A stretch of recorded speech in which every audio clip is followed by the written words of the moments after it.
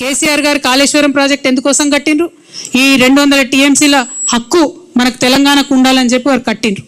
మరి ఇవాళ కేసీఆర్ గారు కాళేశ్వరం కట్టి 4 సంవత్సరాలుగా ప్రతి సంవత్సరం 20 లక్షల ఎకరాలకు నీళ్ళు ఇస్తుంటే మీరు చూసి ఓర్వలేక ఇవాళ కేసీఆర్ గారికి నోటీస్ ఇచ్చిరా? 1 కోటి ఎకరాల మాగాణం తెలంగాణ చేసినందుకు కేసీఆర్ గారికి ఇలా మీరు నోటీసులు ఇచ్చిండ్రా? రైతులకు రైతు బీమా పేరుతో ఆదుకున్నందుకు మీరు నోటీసులు ఇచ్చిండ్రా? రైతు బంధు పేరుతో ఆదుకున్నందుకు మీరు నోటీస్ ఇచ్చిండ్రా?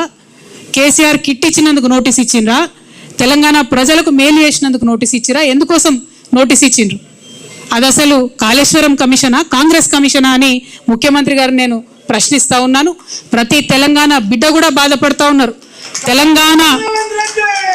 తెలంగాణ జాతిపిత అయినటువంటి కేసీఆర్ గారి మీద మీరు ఇవాళ నోటీసులు ఇవ్వడం అంటే యావత్తు తెలంగాణకు నోటీసులు ఇచ్చినట్టే అని నేను భావిస్తూ ఉన్నాను. ఎందుకోసం ఈ మాట చెప్తా ఉన్నామంటే ఆ బక్కపల్సటి మనిషి ఒకసారి పిడికిలెత్తి బయలుదేరితేనే ఇవాళ తెలంగాణ రాష్ట్రం వచ్చింది. తెలంగాణ రాష్ట్రం వచ్చింది కాబట్టే మీరు ఇవాళ తెలంగాణ రాష్ట్రానికి ముఖ్యమంత్రిగా ఉన్నారు. అది మర్చిపోయి అటువంటి వ్యక్తికే మీరు ఇవాళ నోటీస్ ఇవ్వడం ఎందుకోసం ఇస్తూ ఉన్నారు?